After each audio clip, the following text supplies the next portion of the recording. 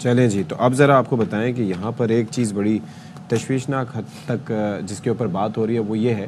کہ H I we cases یہ کافی زیادہ آنا شروع ہو گئے ہیں، اور پہلے اس کے حوالے سے سندھ میں بات ہو رہی تھی، اور اب خیبر پختونخوا کی بات ہو رہی ہے کہ وہاں پر خطرناک حد تک اضافہ ہو گیا ہے۔ پشاور میں رواں سال 250 افراد ایچ آئی وی وائرس سے متاثر ہوئے ہیں۔ اچھا، تو وہاں پر جی کے پی کے اسپتالوں میں رجسٹرڈ ایچ آئی وی مریضوں کی تعداد 8,500 کے قریب جا پہنچی ہے، اور رواں سال ایچ آئی وی کے 1,147 نئے کیسز رپورٹ ہوئے۔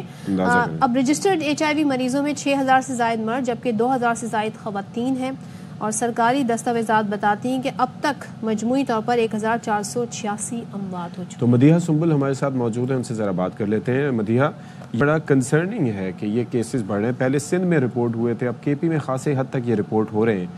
کیا ڈیٹیلز مزید سامنے آئی ہیں؟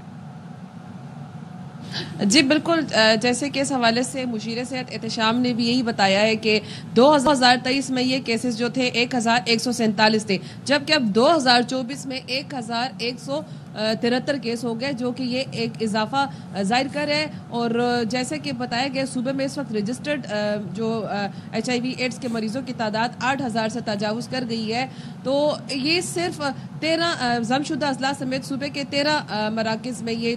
جو ہے شو ہوئی ہے، جبکہ ان کا کہنا تھا کہ اگر اسکریننگ مراکز بڑھا دیے جائے تو تعداد زیادہ بھی ہو سکتی ہے۔ خدشہ یہی ظاہر کیا جا رہا ہے کیونکہ ایڈز جو ہے وہ خیبر پختونخوا میں تیزی سے پھیل رہا ہے۔ اس کے ساتھ ساتھ مشیر صحت کا یہ بھی کہنا تھا کہ ہم وقت کے ساتھ ساتھ یہ مراکز اسکریننگ کے لیے مزید بھی بڑھائیں گے، جہاں پر مفت اسکریننگ اور علاج جو ہے ایچ آئی وی کے مریضوں کو جو ہے وہ پرووائڈ کیا جائے گا۔ اس کے ساتھ ساتھ ان کا یہ بھی کہنا تھا کہ جو تمام طبی مراکز ہیں وہ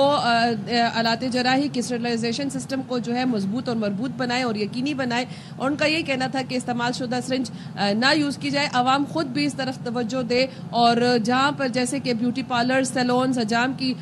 جو شاپس ہیں وہاں پر جا کر ہمیشہ ڈسپوزیبل آلات کی ڈیمانڈ کرنی چاہیے۔ تو احتیاط سے ہی اس ایڈز کو جو ہے وہ روکا جا سکتا ہے،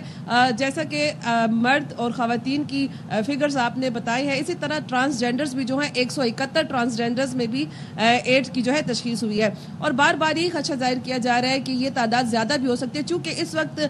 کے پی میں اسکریننگ